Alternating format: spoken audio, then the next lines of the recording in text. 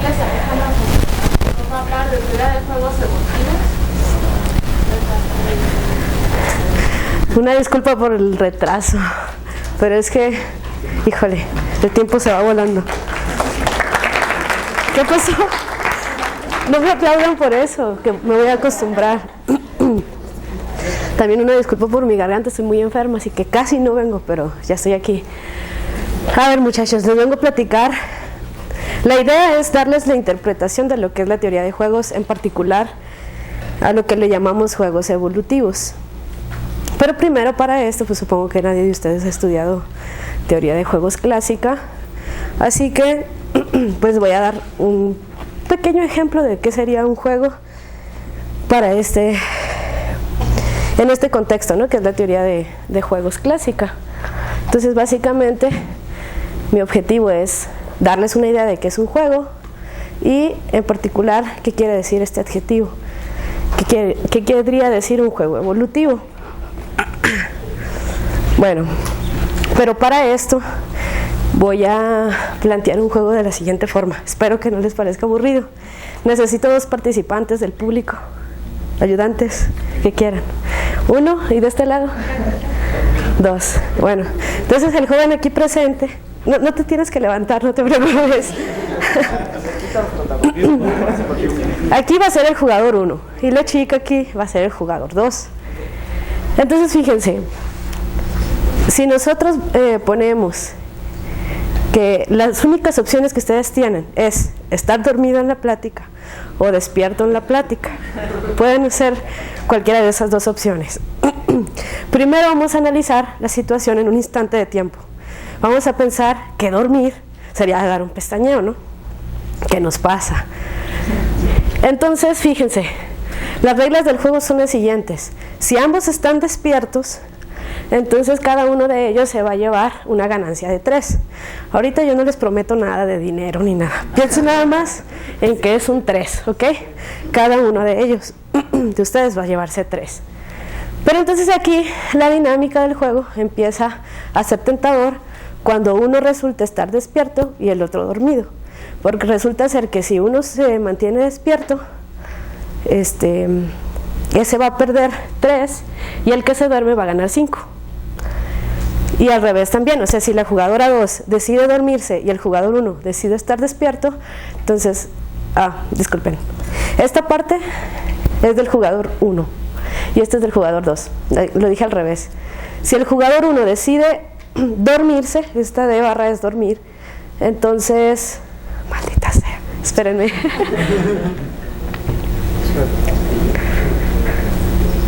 Sí, y el jugador 2 decide estar despierto, entonces el jugador 1 va a ganar 5 y el jugador 2 va a perder 3. ¿Sí lo dije bien? ¿Sí se entendió o no? Sí. Más o menos, ok. Bueno, entonces resulta que si los 2 se duermen, entonces cada uno de ellos va a perder. Digamos que me van a dar un peso, así que ya saben, ¿no? Entonces aquí fíjense que hay un conflicto porque si los 2 caen en la tentación de dormirse, entonces ambos van a perder. Pero si ambos quedan despiertos, entonces van a ganar. Pero si dicen, vamos a suponer que aquí a la mitad no tienen forma de comunicarse, ¿no? Dicen, no, yo quiero hacer trampa, yo quiero sacar 5 en vez de 3. Entonces me voy a dormir, al cabo la otra va a mantenerse despierta. Entonces ahí es donde empieza el juego de conflicto. ¿Por qué? Porque hay que ser traicionero, ¿no? Pues la idea es ganar lo más que se pueda. Entonces ahí, en este juego en particular, que sería la teoría de juegos clásica, nosotros estamos pensando en que los jugadores son racionales y que son capaces de distinguir entre que 5 es mayor que 3, ¿sí? Entonces aquí la pregunta sería, ¿cuál sería una solución de este juego? Bueno, en particular se utiliza para cuando los jugadores no tienen forma de colaborar o de llegar a un acuerdo o de cooperar, que existe otra teoría de juegos que se llama cooperativa. Aquí estaríamos en un contexto de juegos no cooperativo, o sea, el jugador 1 y el 2 no tienen forma de comunicarse. Porque si tuvieran, entonces ellos estarían muy contentos en estar despiertos, ¿verdad? Podrían decirse. Pero por ejemplo aquí, entonces deciden ellos mantenerse dormidos. Esa es la pregunta. Entonces el concepto de equilibrio de Nash viene a dar una solución a este problema de conflicto cuando los dos jugadores no tienen forma de comunicarse. Bueno, ¿qué quiere decir un equilibrio? Fíjense que aquí denoté a esto, le voy a llamar multiestrategia. Aquí cada entrada de este vectorcito, muy simple, de dimensión 2, vamos a pensarlo, cada una de estas se le llama estrategia, o sea, va a ser la decisión de cada uno de los jugadores. Sigma i puede ser de o puede ser de barra para el jugador 1. O sea, sigma 1 va a ser de o de barra. Resulta ser que dentro también de esta teoría de juegos se utilizan unas cosas que se llaman estrategias aleatorizadas. Estas son simplemente medidas de probabilidad. ¿A ustedes creo que no saben medida o sí?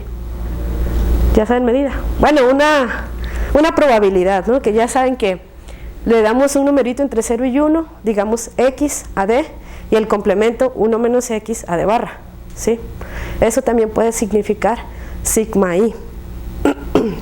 Entonces, fíjense, una multiestrategia que va a considerar la estrategia del primer jugador más la segunda, más la estrategia del segundo jugador, va a ser una solución al juego o un equilibrio si cuando el jugador juega en el equilibrio obtiene su máxima ganancia. Es decir, vamos a suponer que los dos jugadores piensan que van a estar en el equilibrio, pero el jugador 1 es rebelde y dice, no, pues ya no voy a utilizar, me voy a salir del equilibrio, voy a utilizar otra estrategia.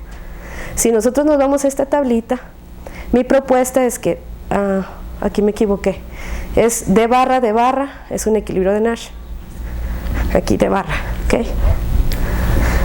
Fíjense que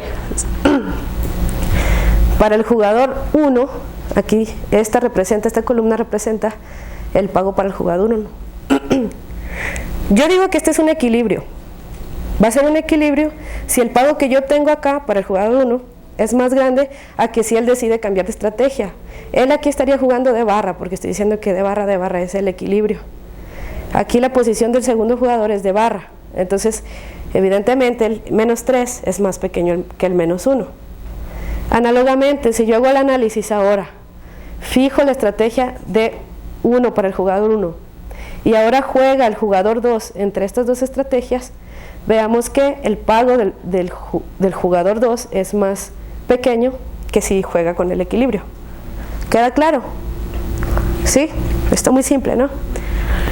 Bueno, resulta ser que aquí, nada más como dato interesante, este juego que es estático, no estamos jugando a través del tiempo ni nada, resulta tener un equilibrio dentro del espacio en donde podemos agarrar las estrategias tales cuales.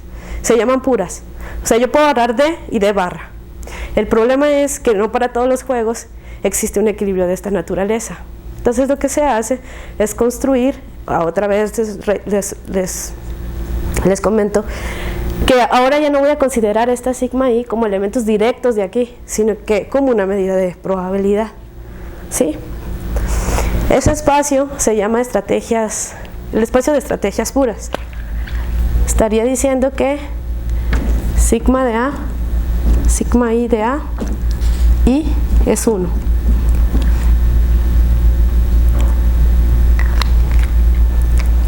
O sea, estoy diciendo que la suma sigma i 1 de la primera D más la sigma i 2 de la segunda es igual a 1. En este caso particular porque tengo solo dos estrategias. Bueno, entonces ahora en eso consiste la teoría clásica y estamos tratando un problema estático. Se acabó.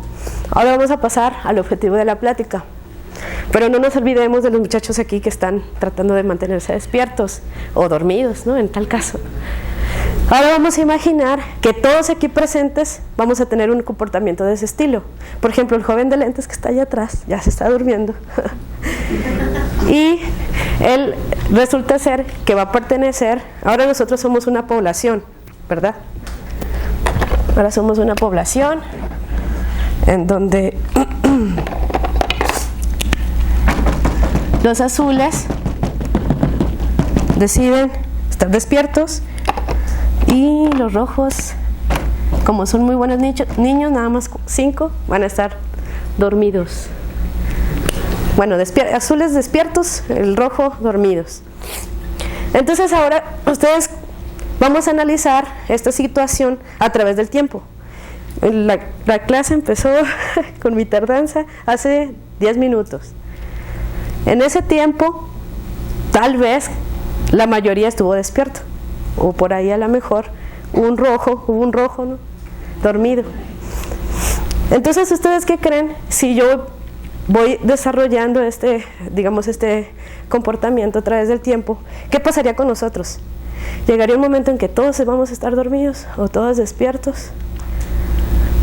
O sea, estamos pensando en que si acaba en 1 hora, tal vez mantengamos todos despiertos, ¿verdad?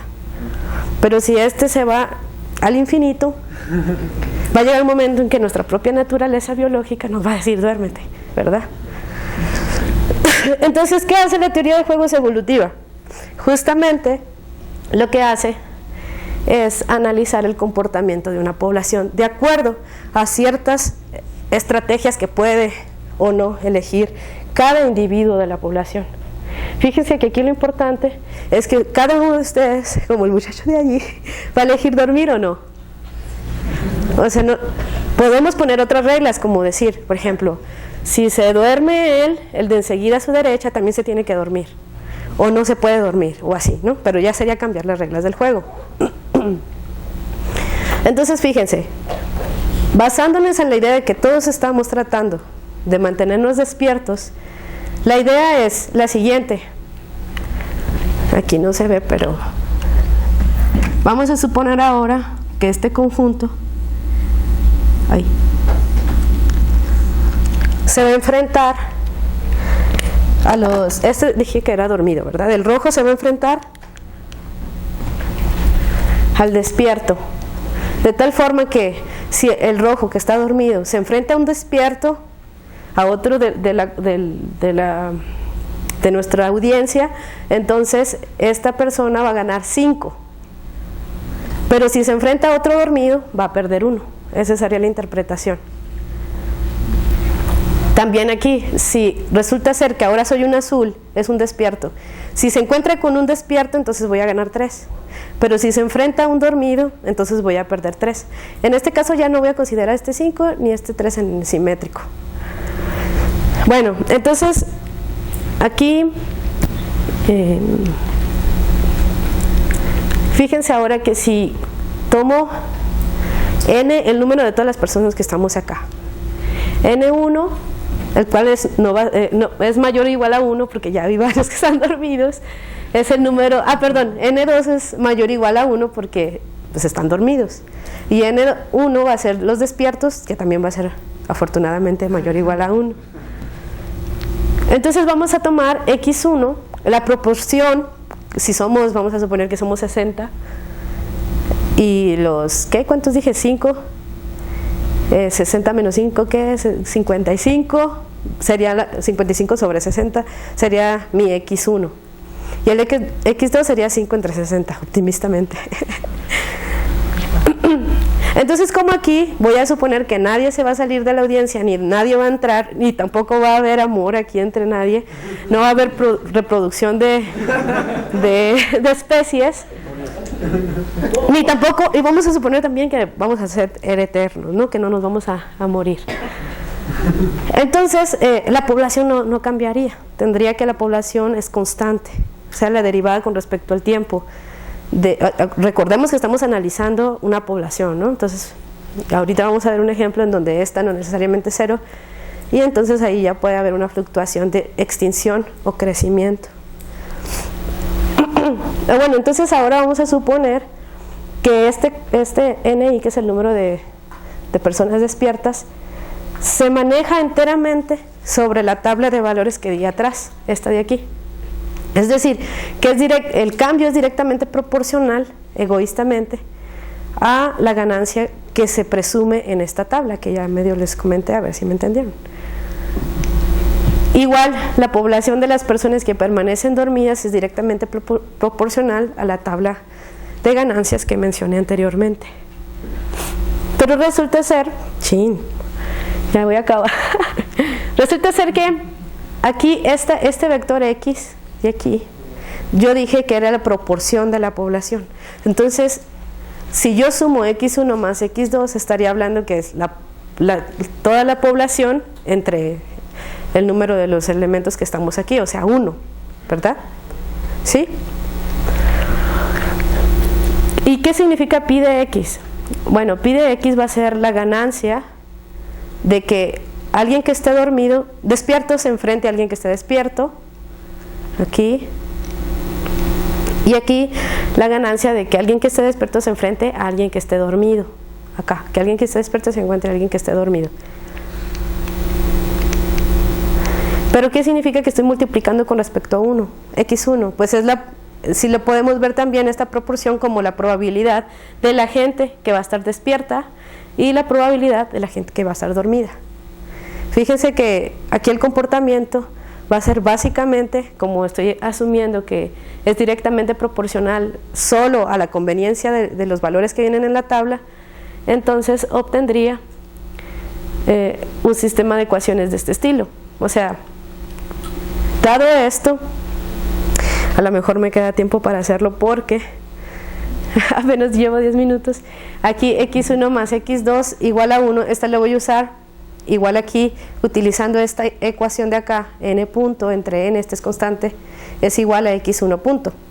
Entonces este sistema de ecuaciones y además este otro anclaje lo puedo utilizar para reescribir un nuevo sistema de ecuaciones que solo estaría en términos de una sola variable, que es X1. Fíjense que aquí es X negrita, es un vector, ¿no? Entonces obtengo esta ecuación que está aquí descrita. Aquí lo interesante entonces es, fíjense que si yo calculo aquí que esto sea igual a 0, es decir, un punto fijo de la ecuación diferencial, ¿sí se acuerdan de eso? Resulta ser que X1 es igual a punto 27, es un punto fijo, o sea que X1 punto es igual a 0. ¿Qué querría decir eso? La pregunta aquí significa que el 27% del público prefiere estar despierto. Oh. O sea que la mayoría debería estar dormido. O sea que el 73% de todos los que estamos aquí debería de estar dormido. Antes mencioné que el D barra era un equilibrio de Nash. Pero la pregunta aquí, fíjense, yo aquí me están creyendo pues, pero yo utilicé los valores de acá para llegar a esta ecuación de aquí. Entonces, ¿qué pasa con el equilibrio? Fíjense que aquí pongo 0, 1.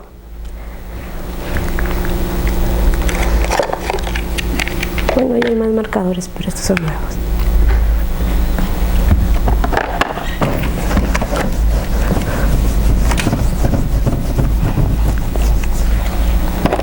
O sea que jugadores 1 y 2, ¿a qué llegamos? ¿qué concluimos con este ejemplo?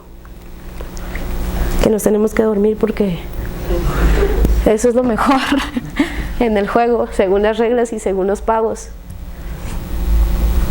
X, como dijimos que era la proporción, recordemos que era la proporción de las personas que se permanecían despiertas. Entonces estoy diciendo que es el 27% de la población utiliza la estrategia D. Y el complemento, que es el 73, utiliza la estrategia de barra. Prefiere utilizar la estrategia de barra. ¿Ustedes creen que estoy concluyendo algo bien o lo estoy haciendo mal? ¿Ustedes creen que realmente sería mejor estar dormidos todos? Sin el mal del puerco, en condiciones perfectas.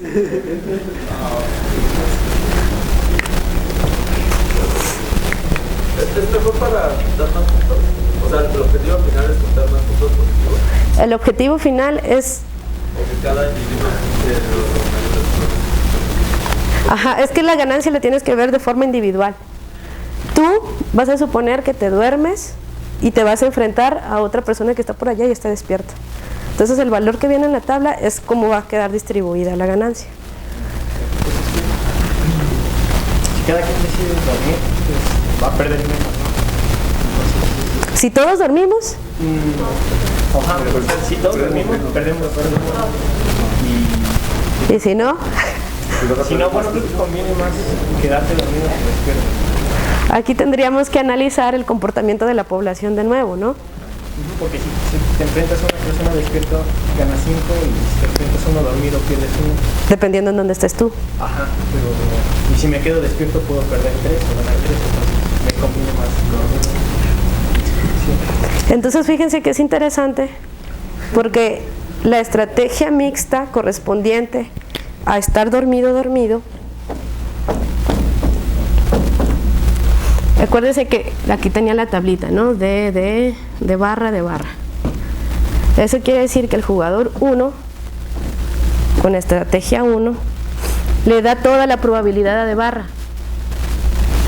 O sea, si esto yo lo escribo como una medida de probabilidad, si utiliza D, esto va a ser 0, pero si utiliza de barra, este de aquí va a ser 1, porque el total, o sea, la suma, quiero que me dé 1. Estoy diciendo que esta sigma 1, que es igual a sigma 1, sigma 1, es la estrategia mixta si los jugadores deciden utilizar esto. No sé si queda claro. ¿Con qué probabilidad el jugador 1 utiliza de barra? Si está en el equilibrio, con probabilidad 1. O sea, le tiene que dar todo el peso a de barra, porque si se la da a este, entonces estaría teniendo la probabilidad de jugar algo despierto, ¿sí o no? ¿No? ¿Sí? No, que ya llevaron teoría de la medida, pues. Es la medida de Dirac. Este sigma 1 le va a dar todo el peso a de barra, ¿sí o no? Vamos a jugar el par dormir, si fueran 2 jugadores. Si yo agarro un representante de la población que está despierta y le enfrento con otro representante de la población, pero del complemento, o sea, del que está dormido, al que le va a ir mejor es al que está dormido, ¿no? ¿O no? Sí. Entonces nos conviene darle toda la probabilidad de estar dormido, ¿sí o no? ¿Tiene lógica o no tiene lógica?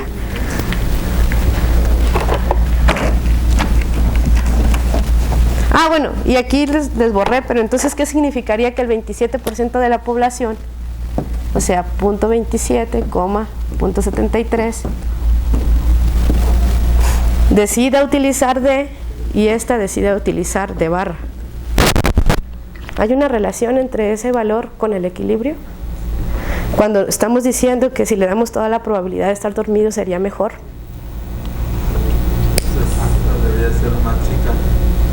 O sea, sí es mejor que todos estén dormidos y hay algunos despiertos.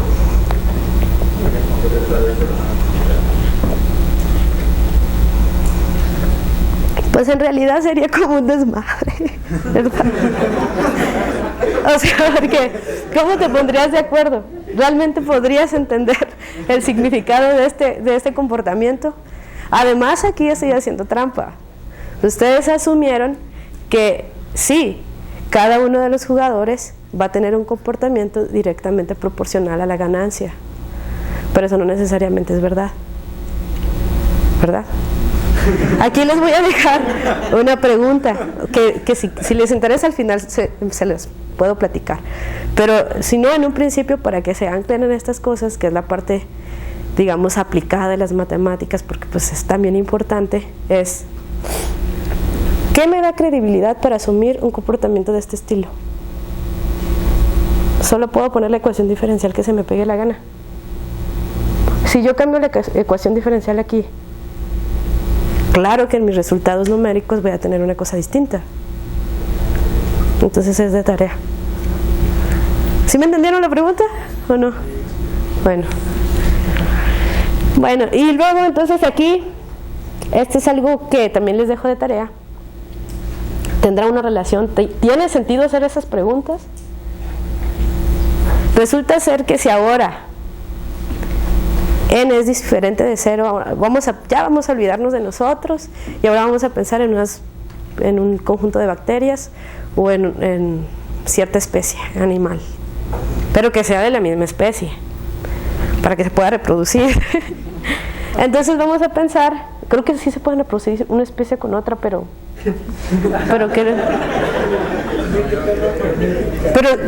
sí salen animales extraños, ¿no? ¿O no? Bueno, vamos a asumir pues que entonces la población va a cambiar. Ahora sí puede haber apareamiento. Pero también el costo, que sería las muertes, también pueden surgir, ¿no? Si nosotros asumimos ahora todas las características anteriores, así que N1 sea ya no sería esto. Ahora sería la proporción de la población usando la característica D. La característica D podría ser tener ojos verdes. D barra podría ser inmune a la gripa, cosa que yo no tengo, ¿verdad?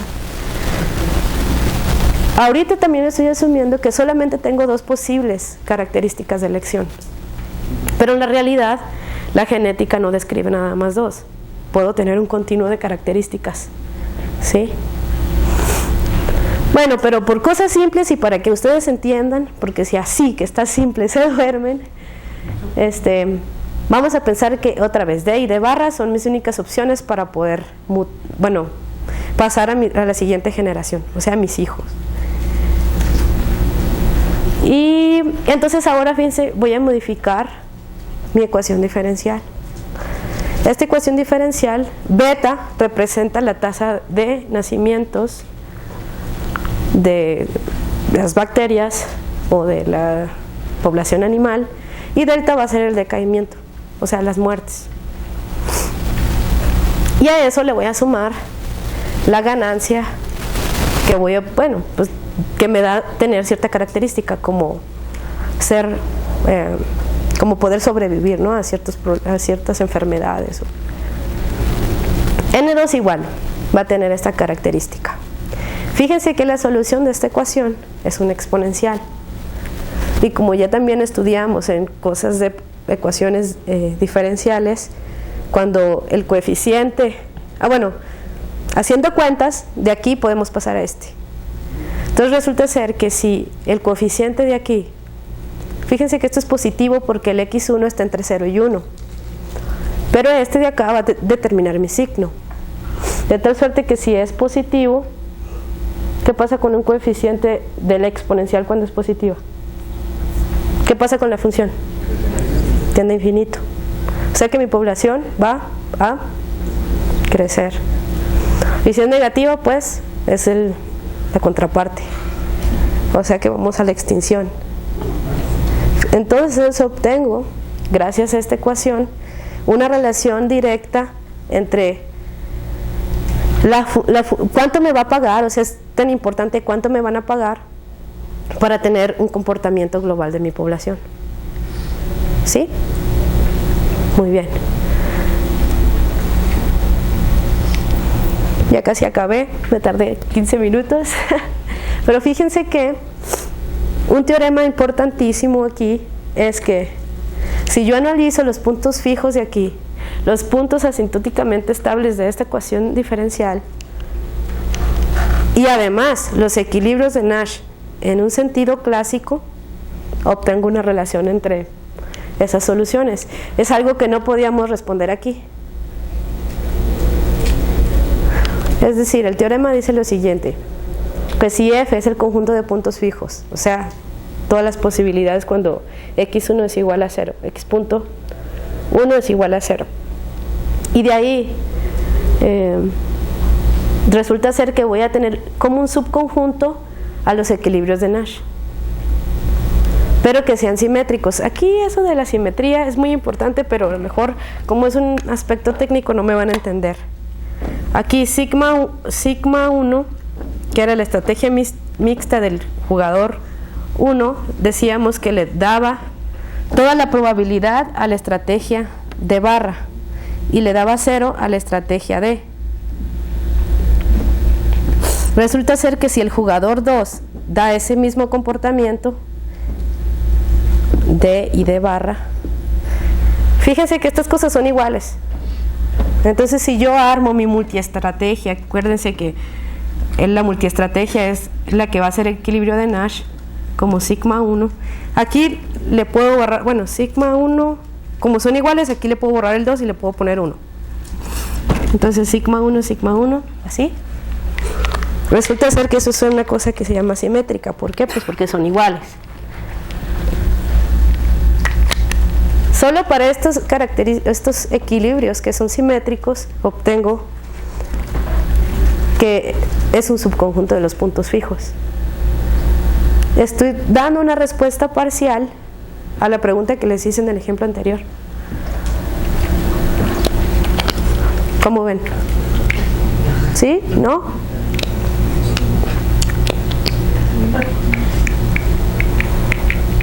Si les digo que lo demuestren, ¿pueden demostrarlo? Aquí hay otra característica que son los puntos asintóticamente estables. Es muy importante tener, digamos, enfrascados los equilibrios de Nash. En el caso clásico, en los juegos clásicos, puedo tener 2 equilibrios de Nash, o 3, o 4, o 5. Si tengo uno, pues aquí lo importante es jugar con ese equilibrio. Pero ¿qué pasa si tengo 2?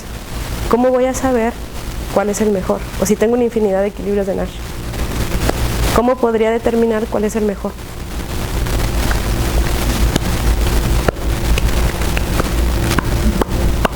Una de las cosas que se estudian gracias a la parte evolutiva, es que aquí es un poco técnico también. Cuando nosotros estudiamos la teoría de teoría de juegos clásica, también se puede hacer en un ambiente dinámico. Generalmente lo que se hace es decir, voy a detenerme en un tiempo t y voy a analizar la situación ahí y voy a resolver el juego. Pero resulta que cuando yo tengo un análisis de juegos evolutivos, lo que se hace en realidad es plantear el juego y ver como un comportamiento evolutivo hasta el infinito de todos los jugadores. Es un poquito diferente. Bueno, más bien muy diferente. Esta característica se tiene entonces nada más si yo puedo empalmar un juego clásico en términos de un juego evolutivo, podemos afirmar estas cosas. El detalle es que eso en general no es cierto. Son cosas distintas, el contexto es diferente. Y por último, aquí, que estas son estrategias las más interesantes, que son las que se estudian básicamente dentro de la teoría de juegos evolutivos. La idea es la siguiente, no voy a definirlo porque tengo que definir qué quiere decir mutar, hacer un camino de mutación y luego ver las funciones de pago, cómo reaccionan de acuerdo a esta mutación. Pero es en el contexto siguiente, tenemos una población y igual como dice el dibujo aquí,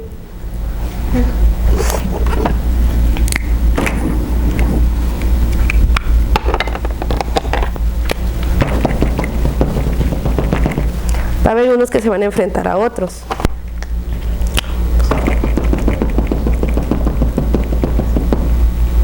Por acá puede haber más. Entonces la idea es ver, dada este comportamiento, si todos siguen la mejor estrategia, a lo mejor podrían mantener un equilibrio en la población, que no les he dicho qué es, de hecho.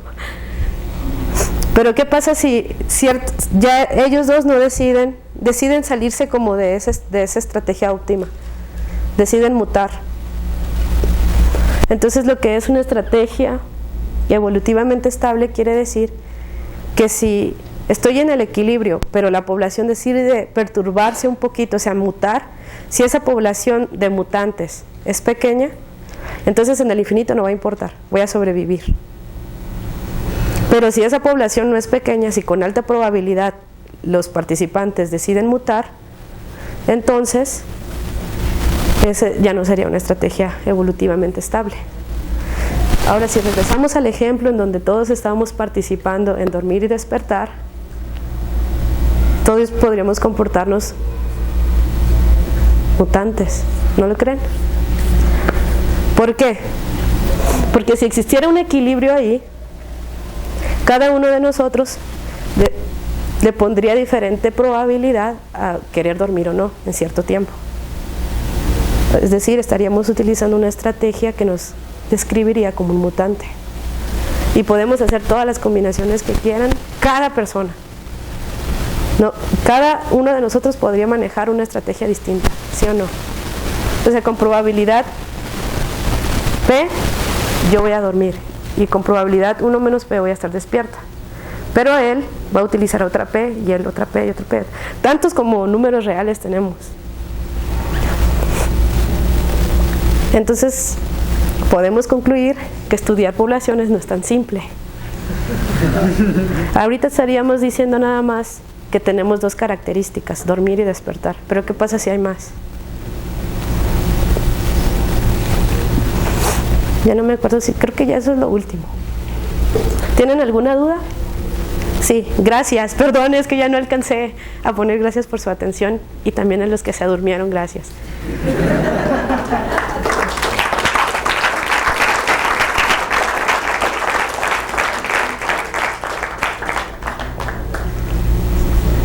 ¿Dudas? Dos preguntas. La primera, si se considera un factor de riesgo, ¿cuál es el impacto en la decisión de cada individuo en la estrategia? Ese sería otro modelo. Yo presenté simplemente el caso determinista. Primero tendrías que definir qué es el ruido. Dame la definición de ruido. Riesgo. ¿De riesgo? ¿O de riesgo? ¿Cómo sería tu riesgo? Pues sería como, realmente sería una apuesta, es decir, yo quiero ganar más, entonces por eso mi estrategia va como que a cargarse de cierta manera. Entonces, obviamente eso va a hacer que la población del complemento salga perdiendo. Pero si bien yo gano, entonces voy a obtener más. Entonces, sí, está bien. De hecho, eso lo ves en la ecuación diferencial, que es determinista. Hay que definir matemáticamente hablando qué sería, digamos, perturbar. Porque yo consideré tasa de muerte y de nacimiento constantes. Eso en la naturaleza no se ve. Obviamente hay enfermedades. O sea, las tasas de crecimiento y de muerte pues también deberían de verse influenciadas, en cambio, de acuerdo a cierto ruido, ¿no? Pero hay que construir un modelo de ese estilo. Pues en la teoría clásica sí. En juegos evolutivos la verdad no sé.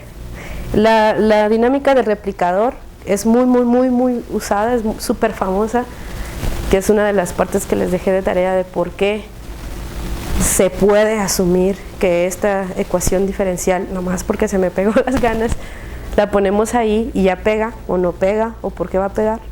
¿Por qué no una ecuación diferencial estocástica? Bueno, que tiene un ruido ahí, ¿no? En particular se usa el browniano en ecuaciones diferenciales estocásticas. ¿Otra duda? Ah, sí, perdón. Supongamos que no se toma el supuesto de que todos los agentes son racionales. ¿Existe alguna teoría más general? Los juegos evolutivos son para justamente un comportamiento no racional. Ya no importa tanto el comportamiento individual, sino cómo te comportas en masa, a dónde vas a fluir, cómo, utilizando ciertas características. Eso se ve más cuando utilizas comportamientos de cambio de población. Justamente, si permites que tu población se mueva, entonces, ¿qué fue lo que me preguntaste? Perdón. Que si no se tiene el supuesto de que todos los agentes son racionales, ¿existe alguna? Ah, sí, exactamente. Perdóname. Es que las neuronas están muy enfermas hoy. Bueno, en fin, el chiste es que justamente en la teoría clásica, que es una de las discusiones en economía, de por qué justamente los agentes tienen que ser racionales, necesariamente eso no pasa tampoco en la vida real. Si tú lo quieres ver dentro de una aplicación económica, generalmente hay mucha volutividad, no, son volubles las personas, son volubles más bien, entonces se pueden dejar influir solo porque están enfermas como yo, ¿no? Entonces no hay un criterio exacto de que más bien sería, por ahí un economista que está por ahí de rojo me puede corregir si me equivoco. De hecho, el concepto de racionalidad se tiene que estandarizar, se tiene que definir hasta qué punto defines que ¿Qué quiere decir que sean racionales? ¿No? En juegos evolutivos ya el comportamiento es más poblacional. Esa parte racional ya no es tan importante. Lo que importa es cómo sigues, o sea, si te mueves en masa, pues.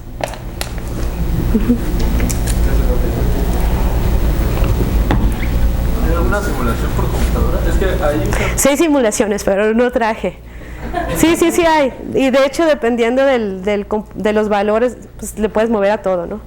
Hay comportamientos, como te digo, en donde justamente las simulaciones son...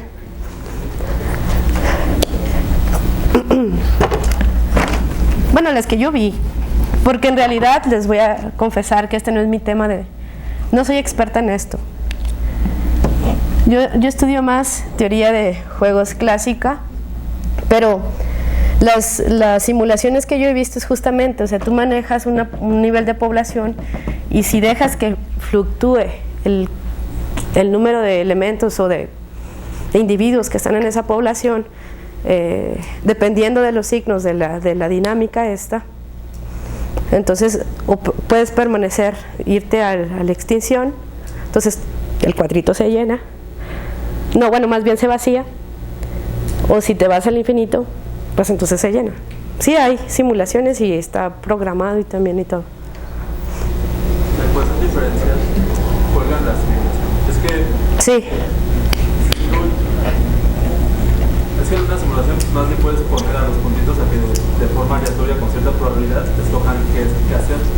Es que justamente una característica aquí de la X que manejo por ahí resulta ser la interpretación de la probabilidad. O sea, ¿con qué probabilidad X vas a agarrar la opción D o opción D barra?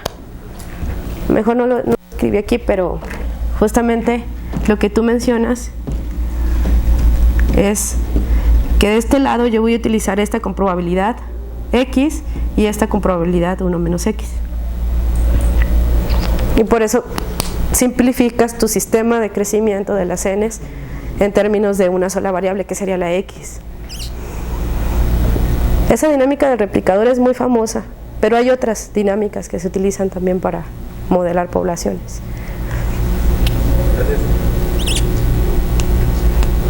¿Y se ocupa el mismo tipo de dinámica para mayor tipo de características? Si tuviéramos D1, D2 hasta... Sí se puede, también. Y sigue funcionando.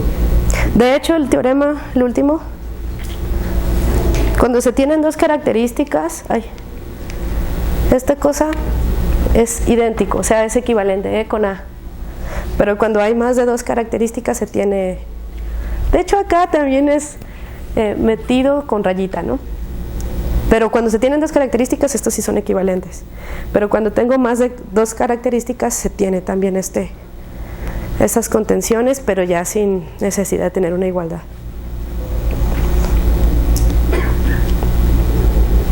Yo quisiera tener una idea, una perspectiva un poco distinta, pero sin salirme de lo que mencionaste con respecto de las bacterias. Si esto fuera en un cuerpo, que fuera una bacteria no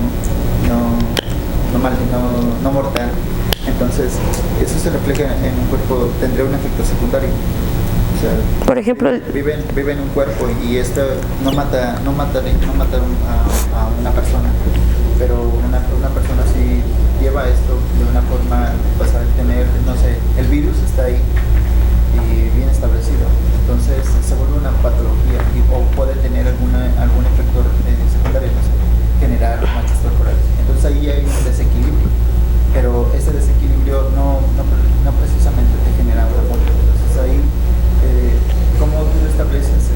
Bueno, ahí ya sería la en contra, que las defensas del cuerpo, las defensas ya han disminuido o están en desventaja, pero no han sido tan fuerte ha evolucionado algo. Sí, entonces ahí ya puede haber, no sé,